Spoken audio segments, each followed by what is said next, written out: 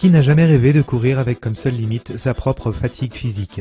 Hélas, la machine humaine est capricieuse et un simple grain de sable peut transformer une sortie en forêt en parcours du combattant.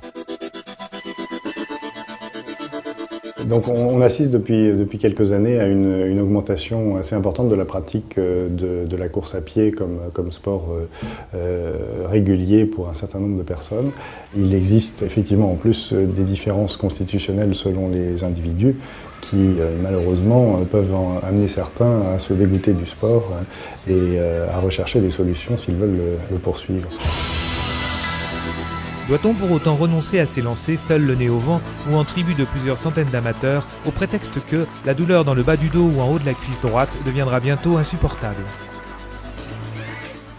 C'est exactement là, enfin c'est par là. Quand on est coureur et qu'on souffre, on va voir un kinésithérapeute parce que la douleur vient de la contracture musculaire. Cette contracture va entraîner un phénomène inflammatoire qui lui-même va entraîner un phénomène de douleur. Ce triptyque, il va falloir le briser.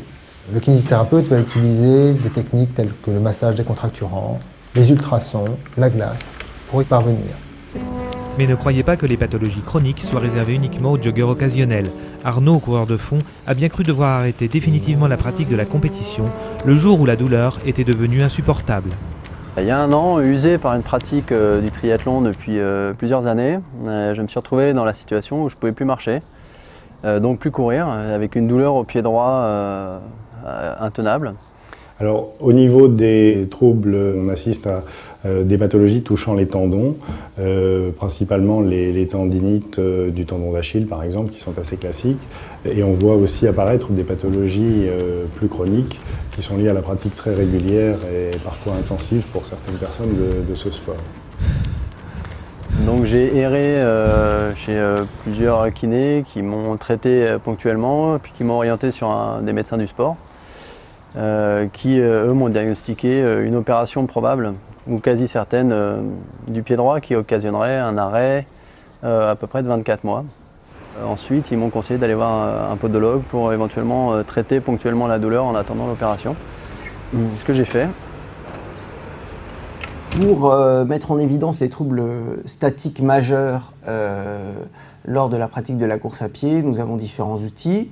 Le premier et le plus évident, le tapis de course, qui permet d'avoir une analyse dynamique de la course, et la plateforme d'analyse électronique, qui est une plateforme qui permet d'analyser les pressions plantaires et qui permet également de mettre en évidence certains troubles statiques majeurs qui sont souvent responsables de blessures ou de gênes lors de la pratique de la course à pied.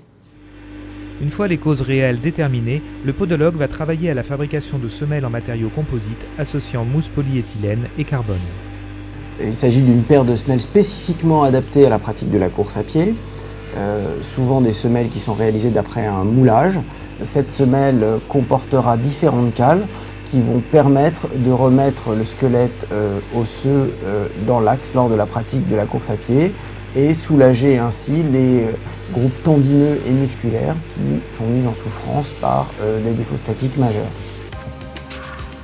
Pour Arnaud, ces défauts statiques étaient dus à un pied droit trop creux qui le faisait souffrir d'une inflammation articulaire dès les premiers kilomètres. Une analyse dynamique rendue possible grâce à l'utilisation de nouveaux appareils a permis de mesurer en temps réel les points de pression exercés pendant la course, permettant ainsi de mieux préparer la semelle idéale.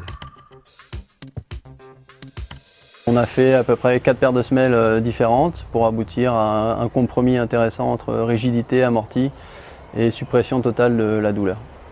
J'ai retrouvé un état tout à fait satisfaisant du pied puisque je reviens d'un raid en Australie avec environ 800 km en autonomie et dont des grosses portions de course à pied, notamment des 90 km.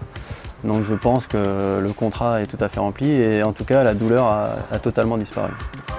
Aujourd'hui, même lorsque l'on rencontre de petites difficultés qui nous font souffrir, nous pouvons les corriger et courir à volonté, à la condition de prévenir les risques en étant bien encadrés.